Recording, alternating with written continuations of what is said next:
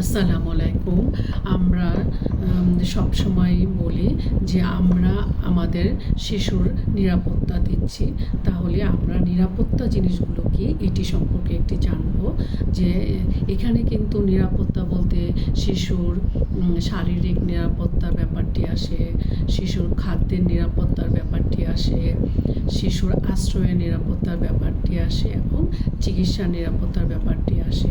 তো আমরা কিন্তু অ্যাজ এ প্যারেন্টস হিসাবে অবশ্যই শিশুর এই নিরাপত্তাগুলো নিশ্চিত করার চেষ্টা করব, কারণ এটি আমাদের একটা দায়বদ্ধতা।